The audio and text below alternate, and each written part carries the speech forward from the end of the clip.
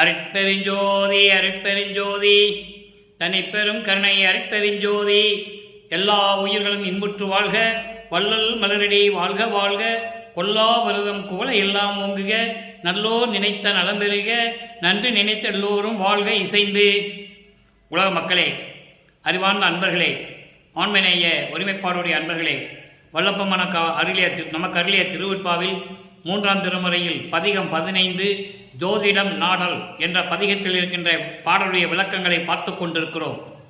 ஜோதிட நாடல் என்பது மொத்தம் 10 பாடல்களை உடையது. ஒவ்வொரு பாடலிலும் வல்லற்பெருமான் அவர்கள் திருவொற்றியூரில் இருக்கின்ற தியாகராஜ பெருமானை எப்படியெல்லாம் உருவகப்படுத்துகிறார் என்பதையும், அந்த இறைவன் எப்படிப்பட்ட தன்மையில் இருக்கின்றார் என்பதையும், அந்த இறைவன் தன்னை வந்து அணைத்துக் கொள்வாரா, தன்னோடு சேர்ந்து கொள்வாரா மாட்டாரா என்ற ஒரு நிலையையும் ஒவ்வொரு பாடலிலும் ஒவ்வொரு விதமாக நமக்கு அருளியிருக்கிறார்கள். அதை பார்த்து கொண்டிருக்கிறோம். ஜோதிட நாடல் என்பது ஒரு ஜோதிடர்கிட்ட போய் அவருடைய நிலையை சொல்லுகிறார். திருவொற்றியூரில் இருக்கின்ற இறைவன், இப்படிப்பட்ட இறைவன் என்னை அணைத்து கொள்ளவில்லை, என்னோடு சேரவில்லை, வருவாரா மாட்டாரா என்று எனக்கு தெரியவில்லை. ஜோதிடம் பார்த்து சரியாக உள்ளதை உள்ளபடி உண்மையை சொல்ல வேண்டும் என்று சொல்லி ஒரு ஜோதிடம் பார்ப்பவரிடம் போய் நின்று கொண்டிருக்கிறார். அதை தான் நாம் பார்த்து கொண்டிருக்கிறோம். உலகியலிலே எப்படி மனம் துயரப்படும் போது, மனம் ஒரு நிலையில் இல்லாத போது எப்படி உலக மக்கள் ஜோதிடர்கிட்ட போய் ஜோதிடம் கேட்பார்களோ, அந்த நிலையில் இருந்து கொண்டு பிள்ளை பெருமானவர்கள் நமக்கு இந்த பாடலை அருளியிருக்கிறார்கள் என்பதை ஒவ்வொரு பாடலின் மூலமாக பார்த்து கொண்டிருக்கிறோம். சமயங்களும் மதங்களும் மார்க்கங்களும் சூழ்ந்திருந்த காலகட்டங்களில் நமது பிள்ளை பெருமானவர்கள் அருட்பெருஞ்சோதி ஆண்டவரால் ஒரு தாயின் வழியாக இந்த மண்ணிலைக்கு வருவிக்க செய்து சமயங்களையும் மதங்களும் மார்க்கங்களும் சொல்லப்பட்ட நெறிகளை பின்பற்றி கொண்டிருந்தார்கள். தெளிவாக திருவொற்றியூரில் நமக்கு அருளியிருக்கிறார்கள். அதனுடைய சங்கற்ப விகற்பங்களையும் பின்பற்றி கொண்டு அந்த நெறிகளையும் பின்பற்றி கொண்டிருந்தார்கள். திருநீர் பூசுவது, உத்திராட்ச கொட்டையை கழுத்திலே மாட்டிக்கொள்ளுவது, இப்படி பல விஷயங்களையும் சமயங்களிலும் மதங்களிலும் கூறப்பட்ட அந்த நெறிகளை பின்பற்றி கொண்டிருந்தார்கள் நமது பிள்ளை பெருமான் அவர்கள். காரணம், 9வது ஆண்டில் அவர் வருவிக்க உற்று 9வது ஆண்டில் அருட்பெருஞ்சாண்டவர் ஆட்கொள்ளுகிறார்.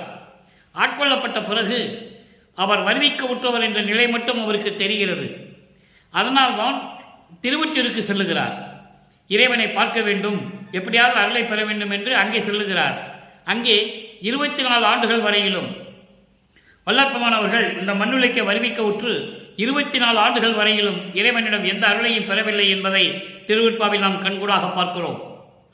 அதன் பிறகு இந்த சமயங்களையும் மதங்களையும் மார்க்கங்களையும் விட்டு ஒழித்த பிறகு அருட்பெருஞ்சாண்டவர் தன் மகனுக்கு சுத்த சன்மார்க்கத்தை கொடுத்த பிறகு வடலூரிலே இருக்கின்ற இறைவன் அருட்பெருஞ்சோதி ஆண்டவர் என்பதையும், இந்த பிரபஞ்சத்தை தோற்றிய ஆதியும் அந்தமில்லா தோன்றிய இறைவன் அருட்பெருஞ்சோதி ஆண்டவர் என்பதையும், அப்படிப்பட்ட ஆண்டவரிடம் தன் தந்தையிடம் எப்படியெல்லாம் அருளை பெற்றுக் கொண்டார் என்பதையும், சமயங்களிலும் மதங்களிலும் இருந்தபோது ஏற்பட்ட துன்பங்களையும் துயரங்களையும் எப்படி அருட்பெருஞ்சாண்டவர் நீக்குகிறார் என்பதையும், அதன் பிறகு அருளை கொடுத்து எப்படி தன் மகனை இறைவனாக்குகிறார்கள் என்பதையும் ஒவ்வொரு பாடலின் மூலமாக நாம் பார்த்து கொண்டிருக்கிறோம். அந்த வகையில் இன்று நாம் பார்க்க வேண்டிய பாடல் 7வது பாடல். 7வது பாடல் அதாவது சமயங்களும் மதங்களும் மார்க்கங்களும் சூழ்ந்திருந்த காலகட்டங்களில் இறைவனை எப்படி உருவகப்படுத்துகிறார் நமது பிள்ளை பெருமான் அவர்கள். அதுக்கு முன்னால் அவருக்கு சுத்த சன்மார்க்கப்பட தெரியாது. பிரபஞ்சம் தோன்றிய காலத்திலிருந்தே 4 யுகங்களிலும், கிரேத யுகம், திரேத யுகம், துவார யுகம், கலியுகம், 4 யுகங்களிலுமே அந்தந்த சமயத்தை சார்ந்த தலைவர்களை, சைவ சமயத்தை சார்ந்த தலைவர்களை எப்படியெல்லாம் உருவகப்படுத்தினார்கள் என்பதையும், மதங்களை உருவகப்படுத்திய தலைவர்களையும் மார்க்கங்களை உருவாக்கிய தலைவர்களை எல்லாம் எப்படி இந்த 4 யுகங்களிலும் மக்கள் தெரிந்து கொண்டார்கள் என்பதை ஒவ்வொரு பாடல் மூலமாக நாம் பார்த்து கொண்டிருக்கிறோம். அந்த வகையில் நாம் பார்க்க வேண்டிய பாடல் 7வது பாடல். பாடலை நல்ல கவனிய. இந்த பாடலுடைய விளக்கத்தை பார்த்த பிறகு 6ஆம் திருமுறையிலே சுத்த சன்மார்க்கத்தை பெற்ற பிறகு முடிவான விளக்கம் சுத்த சன்மார்க்க விளக்கம். வல்லப்பெருமானவர்கள் எப்படி தந்தையிடம் அருளை பெற்றுக்கொண்டு இறைவனாகிறார் என்ற விளக்கத்தை பார்க்க போகிறோம். இது 7வது பாடல், 3ஆம் திருமுறை. தக்க விதியின் மகத்தோடும் தலையும் அளித்தார்.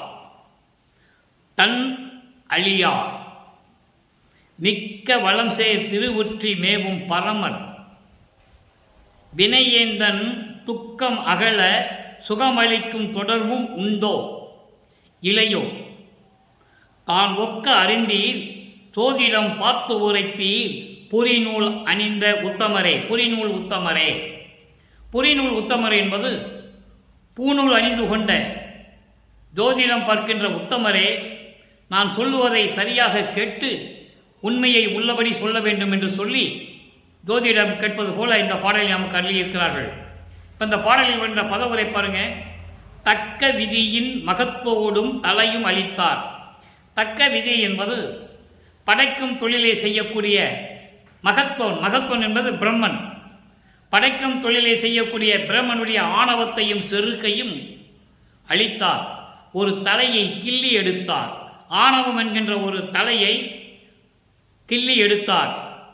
தன் அழியார். தன் அழியார் என்பது கருணை உள்ளம் கொண்டவர். கருணை உள்ளம் கொண்டவர், தயவோடு இருக்கின்றவர். அப்படிப்பட்ட இறைவன் மிக்க வளம் சேர் திருவுற்றிமேவும் பரமர். மிக்க வளம் சேர் என்பது வயல்களாலும் சோலைகளாலும் தென்னம் சோலைகளாலும் பூஞ்சோலைகளாலும் பனை சூழ்ந்த அந்த எழில்மிக்க காட்சியோடு விளங்கி கொண்டிருக்கின்ற திருவொற்றியூரிலே இருக்கின்ற இறைவன். திருவொற்றியூரில் இருக்கின்ற இறைவனை சொல்லும்போது திருவொற்றியூரை அழகுபடுத்துகிறார். அந்த காலத்தில் திருவொற்றியூர் எப்படி இருந்தது என்று சொல்லுகிறார். அதன் பிறகு பாருங்க, இப்போ இறைவனை உருவகப்படுத்தி விட்டார். பிரம்மனுடைய ஆணவத்தை அடக்கியவர், பிரம்மனுடைய ஒரு தலையை கிள்ளி எடுத்தவர், கருணையோடு விளங்கி கொண்டிருக்கின்றவர், அழகு சூழ்ந்த திருவொற்றியூரில் இருக்கின்ற இறைவன். இப்போ சுத்த சன்மார்க்கத்தை பெற்ற பிறகு அருப்பறிஞ்சுவதின்னு தான் சொல்லுவார். இவ்வளவு விளக்கெல்லாம் அங்கே வராது. இது சமயங்களும் மதங்களும் மார்க்கங்களும் சேர்ந்த சைவ சமய தலைவர்களை சேர்ந்தது. அதுக்கப்புறம் சொல்றார் பாருங்க, வினை ஏந்தன் துக்கம் அகல. இந்த வினையுடைய துக்கம் நீங்குவதற்காக, அருளை கொடுப்பதற்காக, சுகமளிக்கும் தொடர்பும் உண்டோ.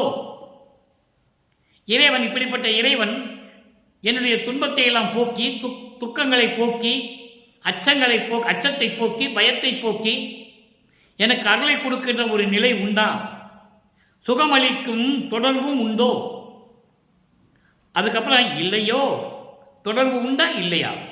இறைவன் வருவாரா வரமாட்டாரா? ஜோதிடம் பார்த்து உண்மையாக ஜோதிடம் சொல்ல வேண்டும். ஒக்க அறிந்தேன். ஜோதிடம் பார்ப்பதிலே மிக்க வலிமையான நீங்கள் ஜோதிடம் பார்த்து உண்மையான நிலையை எனக்கு அறிவிக்க வேண்டும். பூநூல் அணிந்த உத்தமரே என்று சொல்லுகிறார். இப்போ இந்த பதவுரை பார்த்தாச்சு. பாலுடைய தெளிவுரை வரி வரியாக பார்த்தோம். இப்போ தொடர்ச்சியாக பார்க்க போகிறோம். படைக்கும் தொழிலும் செய் பிரம்மனினுடைய ஆணவத்தையும் ஒரு தலையையும் கிள்ளி எடுத்த இறைவன், தயவோடும் கருணையோடும் விளங்கி கொண்டிருக்கின்ற இறைவன், எழில் சூழ்ந்த பூஞ்சோலைகளும் தென்னந்தோப்புகளும் எல்லாம் சூழ்ந்த திருவொற்றியூரில் இருக்கின்ற இறைவன். அப்படிப்பட்ட இறைவன் இந்த வினைகள் உடைய இவனுடைய சிறியவனுடைய துக்கத்தை தீர்ப்பதற்காக, அருளை கொடுப்பதற்காக, சுகத்தை கொடுப்பதற்காக வருவாரா? தொடர்பு உண்டோ? வருவாரா இல்லையா என்பதை ஜோதிடம் பார்த்து உண்மையை உள்ளபடி சொல்ல வேண்டும். ஜோதிடம் பார்க்கின்றவரே, பூநூல் அணிந்த உத்தமரே, நீங்கள் எல்லாம் அறிந்தவர், ஜோதிடம் பார்த்து எனக்கு உண்மையை சொல்லுங்கள் என்று சொல்லி இந்த பாடலை நமக்கு அருளியிருக்கிறார்கள். இப்போ இந்த பாடலின் மூலம் உலக மக்களுக்கு என்ன தெரிவிக்கிறார், அதையும் உலக மக்களுக்கு சொல்லணும். உலக மக்களே, நான் சமயங்களும் மதங்களும் மார்க்கங்களும் சூழ்ந்திருந்த காலகட்டங்களில் திருவொற்றியூரிலே தியாகராஜனை பார்ப்பதற்காக சென்றிருந்தேன். எந்த விதமான அருளையும் அவர் எனக்கு கொடுக்கவில்லை. காட்சி கொடுக்கிறார், மறைந்து விடுகிறார். என்னை பார்த்து தெருவழியாக திரும்பி பார்க்காமல் ஓடுகிறார். இப்படி சூழ்நிலையெல்லாம் இருந்தபோது இறுதியாக என் மனநிலை ஒரு நிலையில் இல்லாத நிலையில் இறைவன் வந்து நம்மளுக்கு அருளை கொடுப்பாரா கொடுக்க மாட்டாரா என்ற நிலை எனக்கு தெரியவில்லை. அதற்காக ஒரு ஜோதிடம் பார்ப்பதற்காக, ஜோதிடம் பார்க்க வேண்டும் என்பதற்காக அந்த மனநிலையில் இருந்து கொண்டு நான் திருவொற்றியூரிலே இருந்தேன் என்று சொல்லி உலக மக்களுக்கு தெரிவிக்கிறார். இப்போ சமயங்களும் மதங்களும் மார்க்கங்களும் சூழ்ந்த நிலையில் நமது பிள்ளைப்பெருமானவர்கள் வருவிக்கு விட்டிருந்த நிலையை உலக மக்களுக்கு தெரிவித்து விட்டார். இதுதான் திருவருட்பாவில் இருக்க 3ஆம் திருமுறையிலே. அதன் பிறகு சுத்த சன்மார்க்கத்தை பெற்ற பிறகு அவருடைய நிலை என்ன அதையும் சொல்லணும். மக்கள்கிட்ட யாரும் சொல்லலை, அதோடு நிறுத்திக்கிட்டாங்க. திருவொற்றியூருக்கு போனார், திருவள்ளியாக போனார், பாடினார், திருநூறு பூசினார், உத்தராட்ச மாலையை போட்டிருந்தார், இப்படி தான் பேசினாங்க. அதுக்கப்புறம் அவர் அதை விட்டுட்டு வரும்போது என்ன நடந்தது? அருட்பெருஞ்சோதி ஆண்டவருடைய திருவிளையாடல் என்ன? இந்த 51 ஆண்டுகளும் எப்படி திருவிளையாடல் நடந்து கொண்டிருந்தது? ஒவ்வொரு பாடலிலும் நமக்கு அறியிருக்கிறார்கள் வளர்ப்புமானவர்கள். அதை நம்ம பார்த்துக்கிட்டு இருக்கோம். 6ஆம் திருமுறை சுத்த சன்மார்க்கத்தை பெற்ற பிறகு பிள்ளை பெரு விண்ணப்பம் பதிகம் 20 பிள்ளை பெரு விண்ணப்பம் 97வது பாடல். நல்ல கவனிங்க. தந்தையிடம் அவருடைய பிள்ளை விண்ணப்பம் வைக்கிறார் சுத்த சன்மார்க்கத்தை பெற்ற பிறகு. அதுக்கு முன்னால் அவருக்கு எதுவும் தெரியாது. வரும் உயிரிறக்கம் பற்றியே உலக வழக்கில் என் மனம் சென்ற போதும், நல்லா கவனிங்க, வரும் உயிரிறக்கம் பற்றியே உலக வழக்கில் என் மனம் சென்ற போதும், இந்த உலகத்திலே இந்த பிரபஞ்சத்திலே உன்னால் படைக்கப்பட்ட உயிர் இனங்களினுடைய உயிர் இறக்கம் பற்றியே இந்த உலக வழக்கில், உலக வழக்கில் என்பது உன்னால் இந்த மண்ணுக்கு வருவிக்க விட்டதனால் இந்த உலக நடையில், உலக இயலில், உலக வாழ்க்கையில் என் மனம் சென்ற போதும் கூட, எப்படி அருமையாக சொல்ற பாருங்க, என் சென்றபோது கூட அந்த உயிர் இறக்கம் பற்றியே நான் சிந்தித்துக் கொண்டிருந்தேன். உலக இயலிலே இருந்தாலும் கூட என் மனம் சென்ற போதும் வெறிவி நின் அடிக்கே விண்ணப்பித்திருந்தேன். நான் பயந்து சமயங்களிலும் மதங்களிலும் மார்க்கங்களிலும் இருந்துவிட்டு வந்து விட்டோமே, உயிர் இறக்கத்தை பற்றி தான் நம்ம அந்த மனம் சிந்தித்துக் கொண்டிருக்கிறது என்றாலும் கூட உலகியலிலே இருந்து விட்டோம், இதனால் ஏதாவது தீங்கு வருமா என்று பயந்து உன்னிடம் விண்ணப்பித்திருந்தேன் உன் திருவடிக்கு. எப்படி அவருடைய நிலையை சொல்றாருன்னு நீங்க கவனிக்கணும். விண்ணப்பம் செய்கின்றேன், ஏற்கனவே விண்ணப்பித்திருந்தேன், இப்பவும் விண்ணப்பம் செய்கின்றேன்.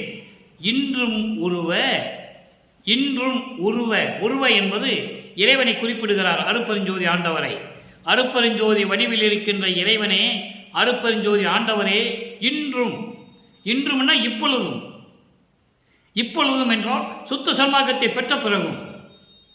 அந்த இன்றும் என்ற வார்த்தைக்கு அவ்வளவு விளக்கம் இருக்கிறது.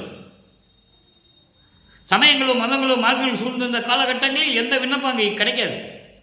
இறைவனை பார்க்க முடியலையே. தியாகராஜ பெருமான் தான் ஓடுறாரு இவரை பார்த்து. இப்போ இன்றும், இன்றும் என்றால் சுத்த சன்மார்க்கத்தை பெற்ற பிறகு அருட்பெருஞ்சோதி ஆண்டவரே, என் உயிர்தான், உயிர் இரக்கம்தான் ஒன்று, ஒன்றதே. என் உயிரும் உயிரினங்கள் மேல் இருக்கின்ற அந்த உயிர் இரக்கம் இருக்கிறதா, இரண்டு ஒன்று தான், வேறு வேறு இல்லை, இரண்டு இல்லை. தெளிவாக சொல்றாரு, இரண்டு இல்லை, வேறு வேறு கிடையாது, ஒன்னே ஒன்று தான். என் உயிரும் உயிரினங்களின் மேல் வைத்த உயிர் இரக்கமும் ரெண்டு ஒன்று தான். இரக்கம் ஒருவில், இரக்கம் ஒருவில் என் உயிரும் ஒருவும். என்னை விட்டு இந்த இரக்கம் நீங்கிவிட்டால், உயிரினங்களின் மேல் காட்டிய அந்த தயவும் கருணையும் என்னை விட்டு நீங்கிவிட்டால் என் உயிர் நீங்கிவிடும். என்னிடத்தில் என் உயிர் இருக்காது. சொல்லிட்டு என் உள்ளத்து ஒருவனே,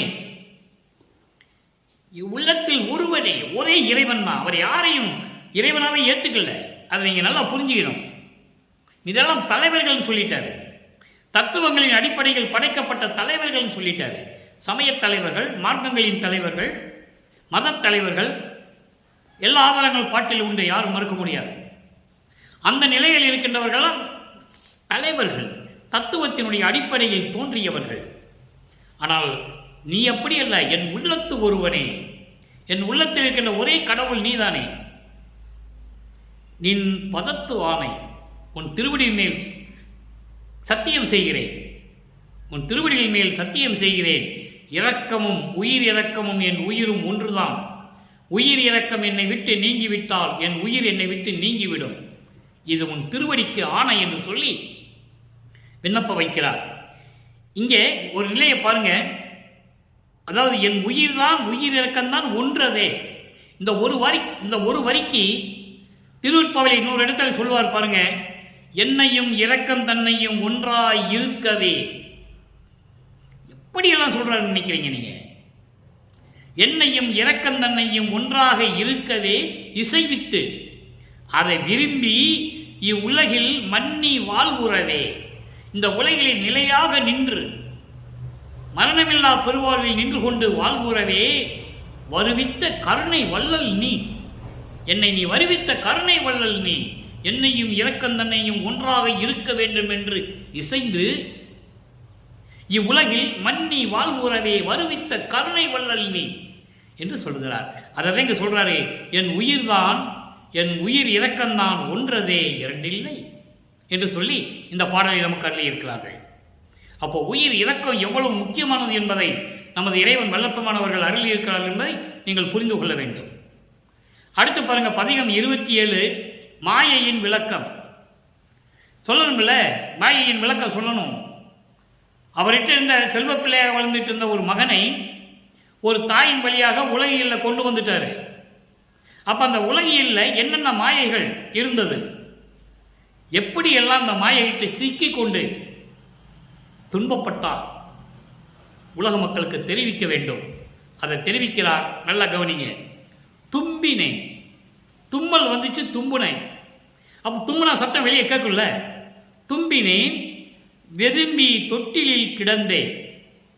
தொட்டிலில் போட்டு நீ ஒரு செவிலி தாய்கிட்ட கொடுத்துட்டு போயிட்ட. எவ்வளோ அருமையாக சொல்கிற பாருங்க.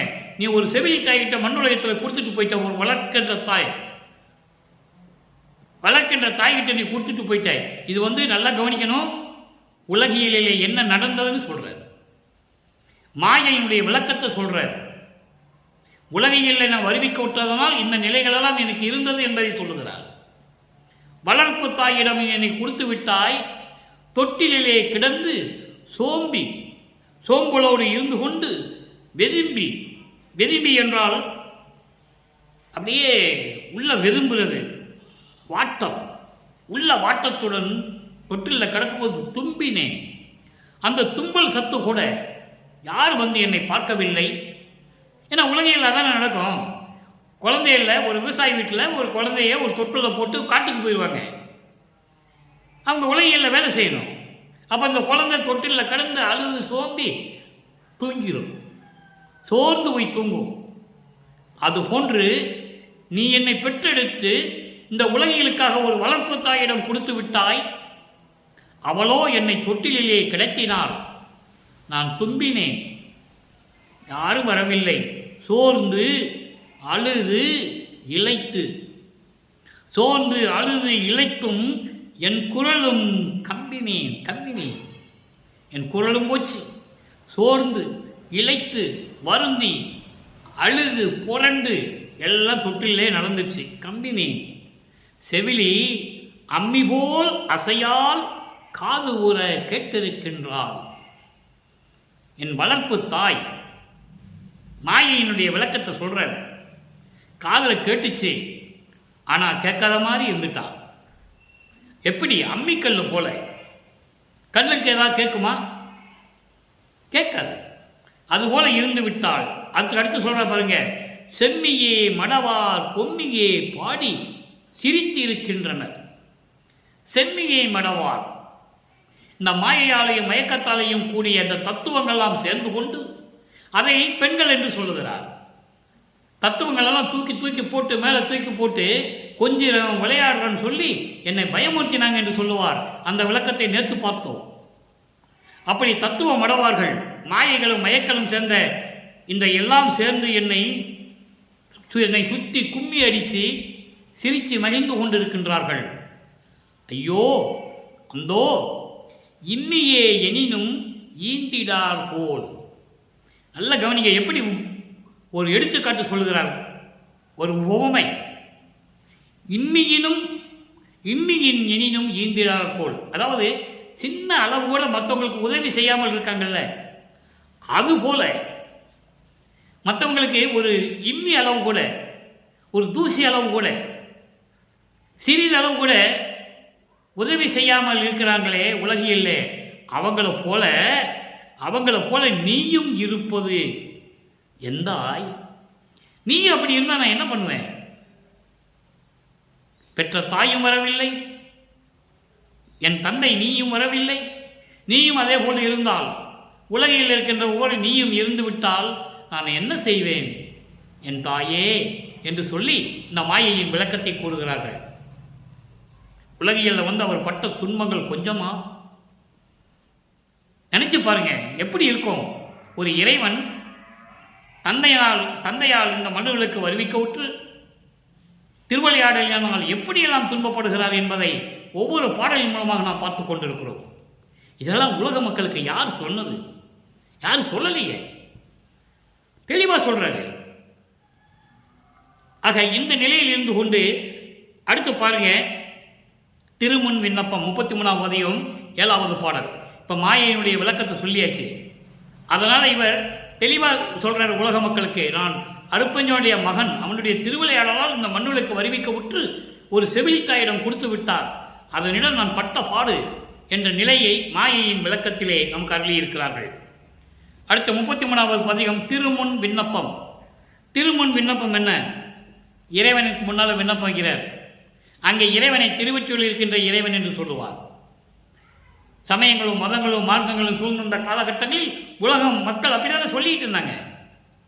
சிவபெருமான் என்றும் நடராஜன் என்றும் சொக்கநாதன் என்றும் திருமுல்லை வாயிலில் இருக்கின்ற மாசிலாமணி என்றும் திருவள்ளித்தாயத்தில் இருக்கின்ற கந்தன் என்றும் பல பெயர்களில் அழைத்துக் கொண்டிருந்தார்கள். சுடுகாட்டில் இருந்தவன் என்றும் சுடலை முத்து என்றும் இப்படி பல பெயர்களை அழைத்துக் கொண்டிருந்தார்கள். ஆனால் இங்கே அருட்பெருஞ்சோதி ஆண்டவர் ஆதியும் அந்தமெல்லாம் தோன்றிய இறைவன், ஒரே இறைவன், ஒரே இடத்தில் இருக்கின்றவர் சத்தியஞான சபையில். வேற எங்கேயும் வராதுங்க, வேற எங்கேயும் இருக்காது. இப்ப சொல்றாரு பாருங்க, விளங்கும் பொன்னணி பொது நடம் புரிகின்ற விரைமலர் திருத்தாலை, விரைமலர் திருத்தாலை உளம் கொள் அன்பர்தம் உளம் கொள்ளும் இறைவா. ஒரே வரியில் எப்படி சொல்றாரு? அதாவது பொன் போன்று மின்னிக் கொண்டிருக்கின்ற சத்தியஞான சபையிலே விளங்கிக் கொண்டு அருநடனம் செய்து கொண்டு திருவிளையாடல் செய்து கொண்டிருக்கின்ற உனது திருவடிகளை, விரைமலர் என்பது செந்தாமரை மலர் போன்று சிவந்த திருவடிகளை கொண்ட திருவழை கொண்ட இறைவா, உன் உள்ளம் கொள் அன்பர்தம், உன்னை உள்ளத்திலே நினைத்துக் கொண்டிருக்கின்ற அன்பர்களுடைய உள்ளத்திலே இருக்கின்ற இறைவன். யார் உள்ளத்தில் இருக்கிறாரே? சுத்த சன்மார்க்கத்தை சேர்ந்த அன்பர்கள், கொலையும் தவிர்த்த, உயிர்களை கொலை செய்வது, மாமிச பொருள்களை உண்பது, இதையெல்லாம் தவிர்த்தவர்களின் உள்ளத்தில் இருக்கின்ற இறைவன் என்று சொல்லுவார்.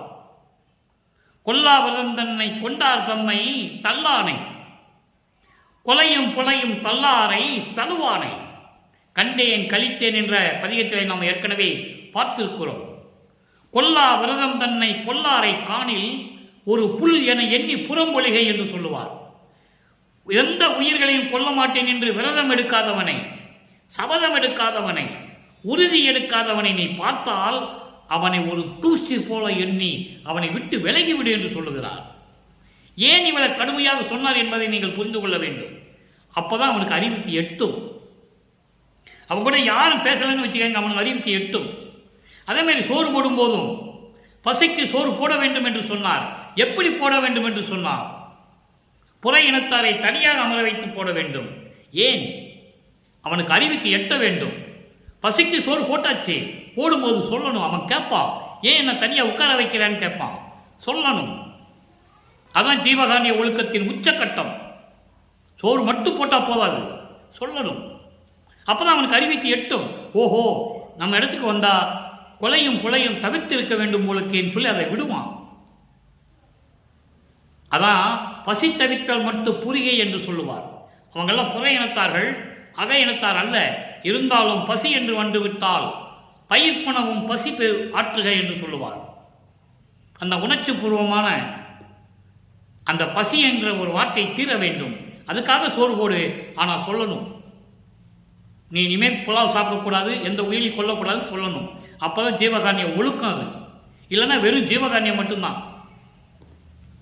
அப்போ அந்த நிலையில் இருந்து கொண்டு ஜீவகாருண்ய ஒழுக்கம் பேசணும்னா எவ்வளோ வேணால் பேசலாம், நமக்கு நேரம் இல்லை. பொதுவாக சுருக்கமாக சொல்கிறேன்.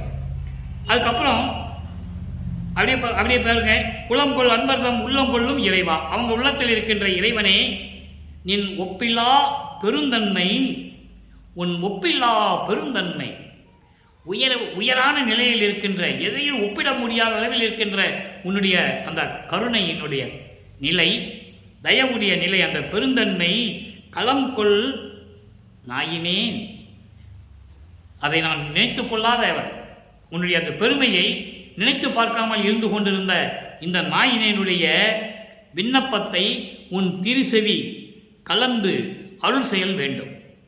நான் வைக்கிற விண்ணப்பத்தை உன் செவியில் கேட்டு எனக்கு அருள் செய்யணும். எப்படி அருள் செய்யணும்? அற்புதமான வரி, நல்லா பாருங்க. துளங்கும் இவ்வுடல் இம்மையே அழிவுறா தொல் உடல் உருமாறே. அழிவிறா தொல் உடல் உருமாறே. முதல்ல துளங்கும் இவ்வுடல் இம்மையே, அதுக்கு மட்டும் விளக்கு தரேன். துளங்கும் இவ்வுடல் இம்மையே, இம்மையே என்றால் இந்த மண்ணுலகிலே அழியக்கூடிய இந்த உடல். அவருக்கு ஏன் அழியணும் உடல்? அவர் தான் ஊழிதோறும் ஊழி நான் இருக்கிறேன், எல்லா யுகத்திலையும் நான் இருந்தவன், நான் அழியா உடம்போடு இருந்து கொண்டிருக்கின்றவன், மரணமில்லா பெருவாள் இருந்து கொண்டு ஒவ்வொரு யுகத்திலையும் இருந்தவன் என்றெல்லாம் சொல்லுகிறார் திருவிற்பாவிலே. அப்ப இந்த வரியை ஏன் இங்க சொன்னார்? துளங்கும் இவ்வுடல் இம்மையே, உன்னால் இந்த மண்ணுலக்கு வருவிக்க உற்று, ஒரு தாயின் வழியாக வருவிக்க உற்று, அதனால் இந்த கிடைத்த இந்த மனித பிறவி. நல்லா புரிஞ்சுக்கணும் நீங்க. அது ஏன் சொல்றாரு அந்த வார்த்தையை? எனக்கு மனித உடம்பு இல்லை, அப்புறம் ஏன் இந்த உடம்பு கிடைச்சது? நீ தானே அதை செஞ்ச. ஒரு தாயின் வழியாக வருவிக்க சொன்னது யாரு? நீ தானே. வருவிக்க வச்சது நீ தானே. அப்படிப்பட்ட இந்த நிலையில் எல்லாருமே எனக்கு என்ன நினச்சிட்டு இருக்காங்க? சாதாரணமாக நினச்சிட்டு இருக்காங்க. அவர் நேற்று அந்த பாடலுடைய விளக்கத்தை பார்த்தோம் இல்லையா? ஞாபகம் இருக்கும் உங்களுக்கு. என் அருமை யாரும் அறிந்திலர், நிலத்திலே யாரும் அறிந்திலர் என்று சொல்லுவார். என் அருமை. நேற்று பாடல் விளக்கம் பார்த்துருக்கோம். நான் யார் என்றது இந்த விண்ணுலகத்துக்கு மண்ணுலகத்துக்கு யாருக்குமே தெரியாது. அதை தான் இங்கே சொல்கிறாரு. அப்படி உன்னால் வருவிக்க விட்ட இந்த மனித உடம்பை எல்லாம் தான் நினச்சிட்டு இருக்காங்க. இந்த விண்ணுலகம் மண்ணுலகம் காணும்படி, பார்க்கும்படி, எல்லாருக்கும் அறியும்படி எப்படி செய்யணுமா? அழிவுறா தொல் உடல், அறிவுறா தொல் உடல் உருமாறே. அழிவுறாத தொல் உடல். தொல் உடல் என்பது பழமையான உடல். பழங்காலத்தில் எனக்கு எப்படி இருந்தது அந்த உடல் எனக்கு வேணும். அதான் தொல் உடல் என்று சொல்கிறார். அப்போ உன்னால் வருவிக்க விட்டதுனால தான் இந்த மனித உடம்பு எனக்கு கிடைச்சது. அப்போ இந்த உடம்பை நீ என்ன பண்ணணும்? மண்ணுலகமும் விண்ணுலகமும் அறியும்படி, காணும்படி, இவன் என் மகன் என்று சொல்லி அந்த தொல் உடலை எனக்கு கொடுக்க வேண்டும். தொல் உடல் என்றால் பழமையான தொண்டு தொட்டு நான் எப்படி இருந்தேன் அதை கொடுக்கணும்னு சொல்றாரு. இதைத்தான் ஒரு பாட்டில் சொல்லுவாரு. புதிய நல்லேன் தொன்று தொட்டு உனது பூங்கலலுக்கு அன்பு பூண்டவன் என்று சொல்லுவார். நான் தொன்று தொட்டு ஒவ்வொரு யுகத்திலும் உனக்கு நான் இருந்தவன் உன்னோடு. புதுமைய நல்லே என்னை போக்குதுறோ நீர். நான் புதுசாக வந்திருக்கேன் பார்த்துட்டு என்னை விலக்கி விடுறையா? இந்த கதையெல்லாம் நடக்காது. பூர்வித்தினும் பிரபஞ்சம் தோன்றிய காலத்திலிருந்தே உன் திருவடிக்கு நான் அன்பு கொண்டவன், உன் திருவடிக்கு அடிமையாக இருந்தவன், தொண்டு செய்தவன். எவ்வளவு விளக்கமா சொல்றார் பாருங்க. அப்போ அப்படிப்பட்ட இருந்தவன் இன்று நீ மண்ணுலகில் என்னை வருவிக்க செய்து மனித உடம்பை எடுக்க வைத்து விட்டாய். அந்த மனித உடம்பை நீ தொல் உடலாக்கி எனக்கு தர வேண்டும். அற்புதமான விளக்கம். யார் சொன்னது? மக்கள்கிட்ட சொல்லவே இல்லையே. அந்த நிலையில் இருந்து கொண்டு நீங்கள் பார்க்க வேண்டும் வல்லற்பெருமானவர்களே. இறைநிலையில் இருந்து கொண்டிருக்கின்றவர், பிரபஞ்சத்தை இயக்கிக் கொண்டிருக்கின்றவர். பிரம்மன், திருமால், ருத்திரன் அந்த 5 பேருடைய தொழில் ஆட்டமெல்லாம் முடிந்து விட்டது. ஆக இந்த நிலையில் இருந்து கொண்டு வல்லற்பெருமான் அவர்கள் நமக்கு இந்த பாடலை அருளியிருக்கிறார்கள் என்பதை இங்கே பதிவு செய்ய நான் கடமைப்பட்டிருக்கிறேன். அடுத்து இறை எளிமையை வியத்தல், 7வது பாடல், பதிகம் 34. இறை எளிமையை வியத்தல். இறைவனிடம் பெற்ற வரம் எப்படிப்பட்டது, எப்படிப்பட்ட அருளை பெற்றுக்கொண்டார் என்று வியப்பாக உலக மக்களுக்கு சொல்லுவது 7வது பாடல். கண்ணுடையீர் பெரும் கருணை கடல் உடையீர், எனது கணக்கறிந்தீர். நல்லா கவனிக்கணும். எனக்கு கணக்கறிந்தீர், வழக்கறிந்தீர், கழித்து வந்து அன்று உரைத்தீர் என்று. இந்த 2 வரைக்கும் முதல்ல விளக்க சொல்றேன். கண்ணுடையீர், கண்ணுடையீர்னா பிரபஞ்சம் முழுவதும் உங்கள் அருள் கண்ணால், உங்கள் அருள் கண்ணால் ஆட்டி வைத்துக் கொண்டிருக்கிறீர்கள். உங்கள் கண்ணு எல்லா இடத்துலையும் இருக்கு. அப்படின்னா என்ன அர்த்தம்? அருள் கண், அருளாட்சி செய்து கொண்டிருக்கிறேன். கண்ணுடையீர். இதை உலகியல் விளக்கத்தில் சொல்லுவாங்க, நெற்றிக்கண் உடையவர் சொல்லிட்டு போட்டோம். அது இந்து அதாவது சமய தலைவர்களை சேர்ந்தது. நெற்றிக்கண்ணுடையவர் சிவபெருமான் பற்றியெல்லாம் சொல்லுவாங்க, சொல்லட்டும். ஆனால் இந்த கண்ணுடையார் என்பது பிரபஞ்சம் முழுவதும் அருள் கண்ணால் அருளாட்சி செய்து கொண்டிருக்கின்றவர், கருணை பெரும் கடல் உடையவர், கடல் போன்று கருணை உள்ளம் கொண்டவர். எனது கணக்கு அறிந்தீர், எனது நிலையை சென்ற யுகங்களிலும் நான் எப்படி இருந்தேன் என்று உனக்கு தெரியும். அதை தான் பாட்டலை சொல்லுவார். புதியன் என்று என்னை போக்குதலோ நீர் பூர்வித்தினும் உன் பூங்குழலுக்கு அடிமை பூண்டவன். அதுக்கப்புறம் ஒன்று சொல்லுவார், இருப்பினும் அந்த பழம் கணக்கினை பார்ப்பதில் என்னே என்று சொல்லுவார். அந்த கணக்கில் இப்போ எதுக்கு நீ பார்த்துட்டு இருக்க? அதான் தெரிஞ்சது தானே. அந்த கணக்கறிந்தீர் என்று சொல்லுகிறார். பிரபஞ்சம் தோன்றிய காலத்திலிருந்து என்னுடைய நிலையை நீங்கள் அறிந்தவர்கள், உங்களுக்கு தெரியும் அல்லவா? வழக்கறிந்தீர். வழக்கு என்றால் இங்க பாருங்க, வழக்கு என்பது ஒரு நடைமுறை.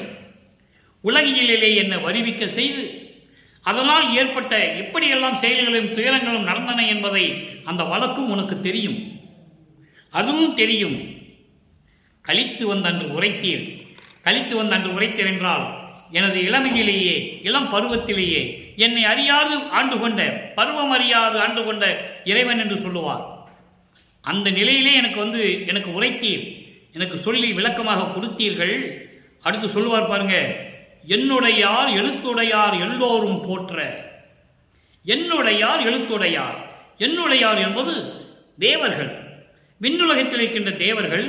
எழுத்து உடையார் என்பது இந்த மண்ணுலையிலே இருந்த சித்தர்கள், முத்தர்கள், முனிவர்கள், அறிஞர்கள், யாராக இருந்தாலும் சரி, விண்ணுலகத்தில் இருக்கின்றவர்களும் மண்ணுலகத்தில் இருக்கின்றவர்கள் எல்லாரும் போற்றும்படி, போற்ற என்னை வணங்க என் இதயத்து மலர் மீசை நின்று எழுந்தருளி, என் இதயத்திலே இருந்து எழுந்து அருளி, வாமப்பெண்ணுடைய மனம் கழிக்க, பேர் உலகம் கழிக்க, வாமப்பெண்ணுடைய மனம் கழிக்க, என் பாய் சிவகாமி வள்ளி உள்ள மகிழ. அங்க வாமப்பெண் என்று சொல்லுகிறார். வாமப்பெண் என்றால் பக்கத்திலேயே என் அம்மை சிவகாமி வள்ளியை வைத்துக் கொண்டிருக்கின்ற அந்த அம்மையினுடைய மனம் கழிக்க, பேர் உலகம் கழிக்க, பெத்தரு முத்தரு மகிழ. பெத்தர் என்பது இந்த மண்ணுலகிலே இருக்கின்ற முனிவர்களும் சித்தர்களும் முத்தர்களும் இவர்களெல்லாம் மகிழும்படி, பத்தரெல்லாம் பரவ, அன்பர்களெல்லாம் உன்னை வணங்க, விண்ணுடைய அருட்ஜோதி விளையாடல் புரிய வேண்டுமென்றே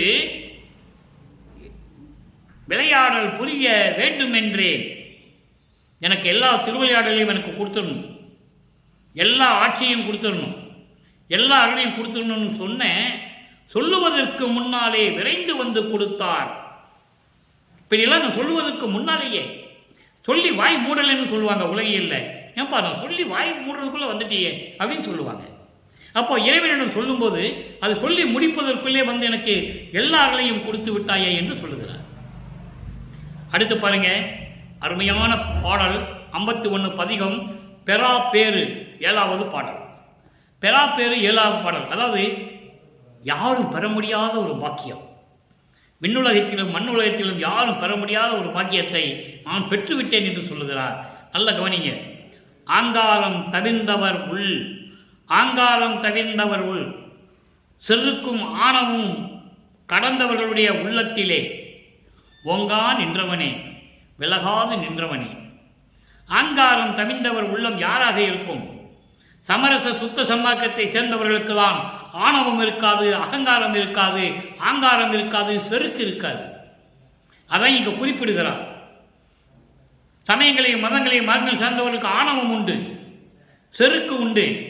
உயிர்களை கொலை செய்வதை சிந்திக்க மாட்டார்கள், புலால் சாப்பிடுவார்கள். ஆனால் இங்கு அப்படி அல்ல. ஆங்காரம் தவித்தவர்கள் உள்ளத்தே ஓங்கா நின்றவனே, விலகாது நின்று கொண்டிருக்கின்ற இறைவனே, சமரச சுத்த சன்மார்க்க அன்பர்களின் உள்ளத்திலே விளங்கிக் கொண்டிருக்கின்ற, விலகாது நின்று கொண்டிருக்கின்ற இறைவனே, என் அம்மே, என் அப்பா, என் ஐயா, என் அரசே. அடுத்து சொல்றாங்க, ஓங்கார நிலை காட்டி எனக்கு, ஓங்கார நிலை காட்டி. ஓங்கார நிலை என்பது நாதநிலை. அந்த நாத நிலையை காட்டி ஆன்மா தன்னை உணரும் நிலை. அந்த நிலையை காட்டி அதன் மேல் பொருந்தி இருக்கக்கூடிய ஒரு நிலையையும் காட்டி அதுதான் சுத்த சிவநிலை. அந்த நிலையையும் காட்டி அதற்கு அப்பால் உயர்ந்த ஒரு தனி நிலை இருக்கிறது, 16வது நிலை. சரியை கிரிய யோகம் என்ற அந்த 12 சமயங்களையும் மதங்களையும் மார்க்க நிலைகள் எல்லாம் கடந்து ஞான சரியை, ஞான கிரியை, ஞான யோகம், ஞானத்தில் ஞானம் என்ற 16வது நிலையாகிய கடவுள் நிலை அறிந்து அம்மையமாகக்கூடிய ஒரு நிலை.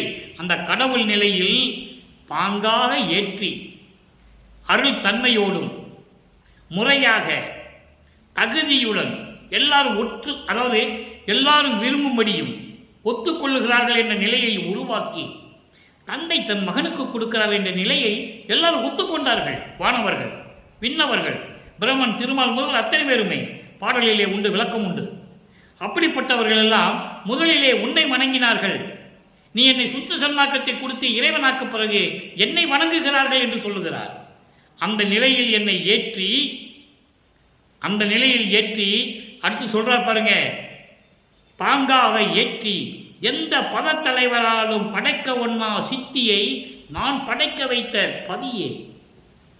எந்த பதத்தலைவராலும் சரி, பிரம்மன், திருமால், ருத்திரன், மகேஸ்வரன், சதாசிவம், இந்திரன் யாராக இருந்தாலும் சரி, அவர்களெல்லாம் செய்ய முடியாத, செயலாற்ற முடியாத சித்திகளை எல்லாம் எனக்கு கொடுத்து என்னை செய்ய வைத்த இறைவனே. இந்த ஒரு வரி போதாது? வல்லப்பம்மன் அவர்கள் இந்த பிரபஞ்சத்தை இயக்குகிறான் என்று சொல்லுவதற்கு இந்த ஒரு வரி போதும், யாராலையும் மறுக்க முடியாது. அப்படிப்பட்ட நான் படைக்க வைத்த பதியே, நான் இந்த பிரபஞ்சத்தை இயக்குவதற்காக என்னை படைத்த பதியே, தூங்காது பெரு சுகமே சுகத்திட. இந்த பாருங்க, தூங்காதுன்னு ஏன் சொல்றார்? இறைவனுக்கு தூக்கம் இருக்கக்கூடாது. அரிதுயில், துரிதாதீத நிலையில் அரிதுயிலில் இருக்கின்றவன் இறைவன். அதான் தூங்காது என்று சொல்லுகிறார். என்னை தூங்க வைக்காது, என்னை தூங்க விடாது, என்னை தூக்கு எடுத்து அணைத்து, மகனே தூங்கலை என்று சொல்லுவார் ஒரு பாடலிலே. தூங்கலை மகனே நீ என்று சொல்லுவார், தூங்காதே மகனே என்று சொல்லுவார். அந்த தூங்காது என்றது தூக்கம் வந்தால் தூங்குறது இல்லை, அரிதுயில் இருக்கணும். அப்போ அந்த தூங்காது பெரும் சுகமே சுகத்திட, சிவ அனுபவம் எனக்கு கிடைத்திட, இவ்வுலகை சுத்த சன்மார்க்கம் தன்னிலே வைத்து அருள்க விரைந்தே. இந்த உலகத்தை சுத்த சன்மார்க்க தன்னிலே வைக்க வேண்டும். உலக மக்கள் எல்லாம் சுத்த சன்மார்க்கத்தை கடைபிடிக்க வேண்டும். விரைந்து வந்து எனக்கு அருள வேண்டும் என்று சொல்லுகிறார். இதே ஒரு பாடலிலே சொல்வார், அகத்தை கருத்து புறத்தை வெளுத்திருந்த உலக அனைவரையும் சகத்தை திருத்தி சன்மார்க்கத்தை அடைவித்திட, அவரும் இகத்தை பரத்தை பெற்று இந்த மண்ணுலகிலே எல்லா செல்வங்களையும் பெற்று மகிழ்ந்திடுவதற்கு என்றே என்னை உகத்தே. உகத்தே என்பது இந்த கலியுகத்தினுடைய இறுதி கட்டத்தில் என்னை வருவிக்க உற்று, இறைவன் வருவிக்க உற்றேன், அருளை பெற்றேனே என்று சொல்லுவார். அதை தான் இங்கே சொல்றேன். இவ்வுலகை சுத்த சன்மார்க்கம் தன்னிலே வைத்து அருளுக விரைந்தே என்று சொல்லுவார். இந்த தூக்கம் தொலைந்து, தூக்கம் தூங்காது என்ற வார்த்தைக்கு ஒரு சின்ன விளக்கம் என்ன சொல்லிதான் ஆகணும், மக்களுக்கு புரியணும்ல. என்ன தூங்காது சொல்றாரு இவர், ஒரு விளக்கம் சொல்றாரு அப்படின்னு. இன்னொரு பாட்டில் சொல்லுவார் பாருங்க, 6ஆம் திருமுறை 1340வது பாட்டில் சொல்லுவாரு, தூக்கம் கெடுத்து சுகம் கொடுத்தான். இங்க என்ன சொல்றாரு? தூங்காதே பெரும் சுகமே சுகத்திட. அங்க சொல்லுவாரு, தூக்கம் கெடுத்து சுகம் கொடுத்தான் எந்தனக்கே. இந்த பிரபஞ்சத்தில் எனக்கு மட்டும்தான் தூக்கம் இல்லை, எல்லாம் தூங்குவான்.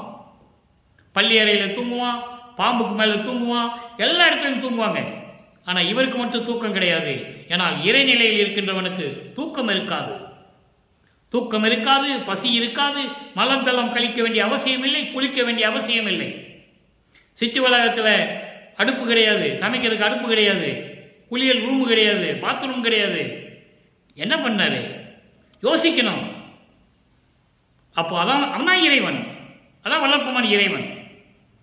அப்போ தூக்கத்தை எடுத்தான் சுகம் கொடுத்தான் எந்தனக்கே. எந்தனக்கே என்பது இந்த பிரபஞ்சத்தில் எனக்கு மட்டும், வேறு யாருக்கும் கிடையாது. ஆக்கம் ஆக்கம் என ஓங்கும் அம்பலத்தான், அம்பலத்திலே இருந்து கொண்டு திருவிளையாடல் செய்து கொண்டிருக்கின்ற இறைவன், ஏக்கமெல்லாம் நீங்கினேன். எல்லா ஏக்கமும், சமயங்களையும் மதங்களையும் மார்க்கங்களையும் எப்படி கடப்பது, எப்படி தொல்லையை நீக்குவது என்று ஏங்கிக் கொண்டிருந்தேன். என் தந்தை சுத்த சன்மார்க்கத்தை கொடுத்து, மகனே இனிமே உலக மக்களுக்கு சுத்த சன்மார்க்கம் தான் தேவை என்று சொல்லி அதையெல்லாம் நான் நீக்கிவிட்டேன். ஒரு காலத்தில் நான் இருந்தது உண்மைதான், அப்போ எனக்கு அற்ப அறிவாக இருந்தது என்று சொல்லுவார். அற்ப அறிவு என்பது அவருக்கு மறைப்பு நிலை இருந்தது. அவர் யார் என்று தெரியாதப்போ, தெரியாத நிலையில் எல்லாம் செய்து விட்டார். அதன் பின் தந்தை ஆட்கொண்ட பிறகு அந்த துன்பங்களையும் துயரங்களையும் நீக்கிவிட்டார். அதனால்தான் இவர் வல்லற்பமானவர் சொன்னார், சமயங்களும் மதங்களும் மார்க்கங்களும் பொய்ன்னு சொன்னார். சுத்த சன்மார்க்கத்தின் முக்கிய தடைகள்னு சொன்னார். சமய குழின்னு சொன்னார். சமய குழி என்று சொன்னார். அந்த நிலையில் இருந்து கொண்டே நான் நீங்கினேன், எண்ணம் நிரம்பினேன். என் எண்ணம் பரிபூர்ணமாக நிறைந்து விட்டது என்றால் நான் நினைத்ததெல்லாம் வாங்கிவிட்டேன், கடவுளாகிவிட்டேன். பிரபஞ்சத்தை இயக்கிக் கொண்டிருக்கிறேன். பொன் வடிவம் தாங்கினேன். சுத்த தேகம், பொன் வடிவம் என்பது சுத்த தேகம் தாங்கினேன். சத்தியமாத்தான் மக்களிடம் சத்தியம் செய்கிறார். காரணம், யாரும் சொல்லி சொல்லி பார்த்தார், யாரும் நம்பலையே. இறைவனே மக்களிடம் சத்தியம் செய்கிறார். அந்த நிலையில் இருந்து கொண்டு நம்மளையெல்லாம் இயக்கிக் கொண்டிருப்பவர் வல்லற்பமானவர்கள் என்பதை இங்கே நான் பதிவு செய்ய கடமைப்பட்டிருக்கிறேன். அடுத்து இறுதியாக அன்பர்களே, ஒரு சின்ன விளக்கம். திருவுந்தியார் 3 வரிதான், அதுவும் அரை வரிதான், அதையும் சொல்லிதான் ஆகணும். உள் இருள் நீங்கிற்று, உள் இருள் நீங்கிற்று, என் உள் ஒளி ஓங்கிற்று, தெல்லமது உண்டேன் என்று உந்திப்பற. நான் ஏற்கனவே விளக்கம் சொல்கிறேன். உந்தி என்பது காற்றிலே உந்துகின்ற ஒரு சக்தி. நீ பிரபஞ்சத்தில் போய் சொல்லுன்னு சொல்ற. தித்திக்க உண்டேன், தெல்லமது உண்டேன் என்று உந்திப்பற, தித்திக்க உண்டேன் என்று உந்திப்பற. அதில் தில்லமது உண்டேன்னு உந்திப்பறன்னு சொல்லிட்டாரு. அப்புறம் என்ன தித்திக்க உண்டேன்? விளக்கம் தரணும்ல. இதான் சுத்த சன்மார்க்க விளக்கம், நூல் விளக்கம் அல்ல. இது சுத்த சன்மார்க்க விளக்கம். இறைவன் அப்படி நமக்கு விளக்கம் கொடுத்திருக்கிறார். உள் இருள் நீங்கிற்று, என் உள்ளத்திலே இருக்கின்ற அந்த அறியாமை, சமயங்களும் மதங்களும் மார்க்கங்களும் கூறப்பட்ட அந்த அறியாமை உடைய நெறிகள் எல்லாம் நீங்கிவிட்டது, எல்லாம் நீங்கிவிட்டது. அதுக்கடுத்து சொல்றார் பாருங்க, என் உள் ஒளி ஓங்கிற்று, என் உள்ளத்தில் இருக்கின்ற அருப்பெருஞ்சோதி ஒளி ஓங்கி விளங்கிற்று. தெல்லமுது உண்டேன், அருளுடைய, அதாவது இறைவனுடைய அமுது உண்டேன். தெல்லமுது என்பது எல்லா அமுதும் உண்டேன். இது அண்டங்களிலும் உண்டு, பிண்டங்களிலும் உண்டு. அகம் அகப்புறம், புறம் புறப்புறம். அண்டங்களிலே அகம் என்பது அக்னி, அகப்புறம் என்பது சூரியன், புறம் என்பது சந்திரன், புறப்புறம் என்பது ஒளிர்விடும் நட்சத்திர பொருள்கள், ஒளிப்பொருள்கள். அது அண்டங்கள். பிண்டங்களிலே அகம் என்பது ஆன்மா, அகப்புறம் என்பது ஜீவன், புறம் என்பது அந்த கரணங்கள், புறப்புறம் என்பது ஐம்பொறிகள். இப்படியெல்லாம் விளக்கங்கள் உண்டு. எல்லா அமுதத்தையும் நான் உண்டு விட்டேன், எல்லாவற்றையும் நான் பெற்றுக்கொண்டேன் என்று உந்திப்பற, தித்திக்க உண்டேன் என்று தித்திக்க உண்டேன் என்று உந்திப்பற. தித்திக்க என்பது திகட்டாது, முழுமையாக, திகட்ட திகட்ட, முழுமையாக, மிச்சம் இல்லாமல். எச்சமில்லை மகனே நீ பெருக என்று சொல்லுவார் ஒரு பாடலிலே. அருப்பஞ்சாண்டர் மகனிடம் சொல்லுவாரு, மகனே எச்சம் இல்லை, எச்சம் இல்லை, நீ பெருக என்று சொல்லுவார். எந்த விதமான குறையும் மிச்சம் கிடையாது. முழுசாக உனக்கு நான் கொடுத்துட்டேன், வாங்கி கொண்டேன். அதை தான் இங்கே சொல்றாரு. தித்திக்க உண்டே, எல்லாரையும் நான் முழுமையாக பெற்றுக்கொண்டேன் என்று சொல்லுவார். தூங்காதே விழித்திருக்கும் சூது அறிவித்து என்னை ஆண்ட துரையே என்று சொல்லுவார் ஒரு பாடலிலே. இந்த தூக்கத்தை மிக தெளிவாக சொல்லுவார் வல்லற்பமானவர்கள். தூங்காதே விழித்திருக்கும் சூது, அந்த ரகசியம். எப்படி தூங்காமல் இருக்க முடியும்? அந்த ரகசியத்தை எனக்கு சொல்லிக் கொடுத்து தூங்காமல் இருக்க வைத்து என்னை ஆண்ட துரையே என்று சொல்லுவார். அப்போதான் இறைநிலைக்கு போக முடியும். தூங்கக்கூடாது, பசி இருக்கக்கூடாது, மலஞ்சலம் கழிக்கக்கூடாது. உடம்பு சுத்த தேகம், புரோண தேகம் ஞான தேகமாக இருக்கணும். சுத்த தேகம் மல்லிகை மலர் மனம் வீசணும், புரோண தேகம் திருநீர் மனம் வீசணும், அங்கே ஞான தேகம் கற்பூர மனம் வீசணும். இப்படி வீசினால்தான் அவன் இறைநிலையை அடைய முடியும், கடவுள் நிலை அறிந்து அம்மையமாக முடியும். எனவே அன்பர்களே, இன்று நாம் பார்த்த 3ஆம் திருமுறை பாடலுக்கு இவ்வளவு விளக்கங்கள் இருக்கிறது. வல்லற்பமான் சமயங்களும் மதங்களும் மார்க்கங்களும் மட்டும் சார்ந்து இல்லை, அவர் இருக்க வேண்டிய கட்டாயம். அவர் விரும்பி இருந்ததில்லை. அவரே சொல்றார் பாட்டில், நான் விரும்பி இருந்ததில்லை, என் தந்தை இருக்க சொன்னால் இருந்தேன், வேண்டாம் என்று சொன்னால் வந்துவிட்டேன், சுத்த சன்மார்க்கத்தை கொடுத்தால் பெற்றுவிட்டேன். அதன் பிறகு இறைவன் அருப்பஞ்சாண்டவர் என்று அறிந்து கொண்டேன். அவர்தான் இறைவன், ஒளி வடிவில் இருக்கின்றார், உருவம் இல்லை, பிரபஞ்சத்தில் இயக்கிக் கொண்டிருக்கிறார். அவரிடம் எல்லார்களை பெற்றுக்கொண்டு இப்போ நான் தான் ஐந்தொழில் செய்து கொண்டிருக்கிறேன் என்று உலக மக்களுக்கு தெரிவிக்கிறார். அப்படிப்பட்ட இறைவனை மனதில் நினைத்து சுத்த சன்மார்க்கத்தில் இருந்து கொண்டு எந்த விதமான உருவ வழிபாடுகள் இல்லாமல், சமயங்களிலும் மதங்களிலும் மார்க்கங்களில் சொல்லப்பட்ட சங்கற்ப விகற்பங்கள் எல்லாம் இல்லாமல் எல்லா தடைகளையும் நீக்கி கொலையும் புலையும் தவிர்த்து சுத்த சன்மார்க்கத்தில் இருந்து கொண்டு மண் அகல் விளக்கிலே தீபமேற்றி அதன் முன்னால் அமர்ந்து கொண்டு ஞானசரியை படிக்க வேண்டும். இறைவனுடைய அருளை நீங்கள் பெற வேண்டும். நோயற்ற வாழ்வில் நீங்கள் வாழ வேண்டும். எல்லா அருளையும் பெற்று நீங்கள் வாழ்வாங்கு வாழ வேண்டும் என்று இறைவனுடைய தயவாலையும் கண்ணையாலையும் வாழ்த்தி இந்த வள்ளலார் ஊழியர் விடைபெறுகிறேன். நன்றி, வணக்கம். மீண்டும் நாளை சந்திப்போம். அருட்பெருஞ்சோதி அருட்பெருஞ்சோதி, தனிப்பெரும் கருணை அருட்பெருஞ்சோதி.